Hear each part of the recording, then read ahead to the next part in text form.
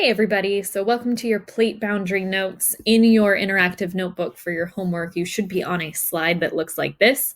We're going to go over these three types of plate boundaries and what a plate boundary is. So by this point, you should have a pretty good understanding of what this theory of plate tectonics is. It's the idea that the Earth's crust is broken up into these different plates, and they move around and interact with each other and change basically what our continents look like over long stretches of time.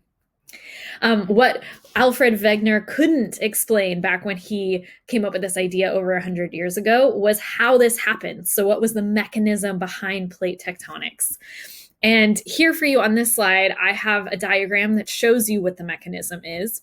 So the inner core and outer core of the Earth are very extremely hot, high-pressured pieces of metal. So the inner core is a solid block of iron that's just vibrating in place because it's so hot and it has so much pressure.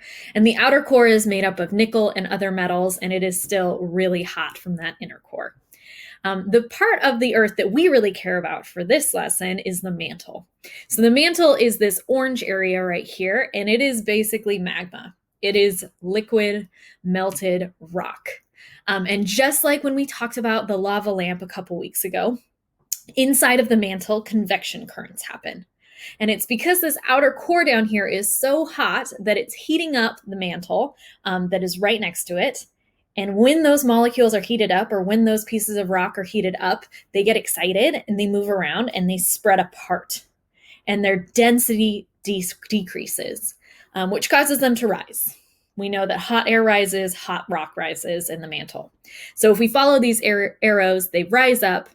And as it gets closer to the lithosphere, or the crust where we are, it cools down, because if we look outside, the crust is not lava. It is not hot out there. The crust is really, really cold on that top layer. So it cools down, becomes more dense, and follows the arrows back down.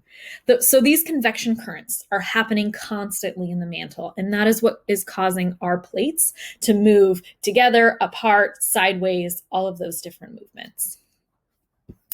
Okay, so before I go over the three main types of boundaries, there's one thing that we have to discuss, and that is the difference between ocean crust and continental crust, because this is really important when we talk about marine science.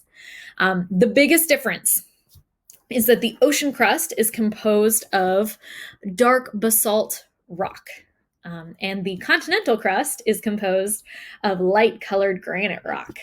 So there are two different types of rocks, which means they've got two different densities. So the density of oceanic crust is 3 grams per centimeter cubed. If we think about a centimeter cubed, it's like that big by that big. And the density of a continental crust is 2.6 grams per centimeter cubed. So oceanic crust is way more dense than continental crust. And when you see these numbers, 3 and 2.6, it may not seem like a lot, but when you're talking about entire plates that cover, 20% of the Earth's entire crust, this difference of 3 and 2.6 becomes really, really big. Okay. So our first type of plate boundary are convergent plate boundaries. And that is where when we have two different types of crusts, usually it's an oceanic crust and a continental crust, and they are moving together because of those convection currents. They're being pushed together. And since they're being pushed together, the denser of the two, so the oceanic crust, like we just talked about, is going to go underneath the continental crust. It's going to go underneath the continental crust. And if you look at this is exactly what is happening on our Oregon coast. We've got our continental crust, the coastline, moving towards the oceanic crust, which is coming the other way. And that oceanic crust goes underneath the continental crust. It melts down here because it goes into the mantle, and the mantle is hot. And when it melts, it creates volcanoes.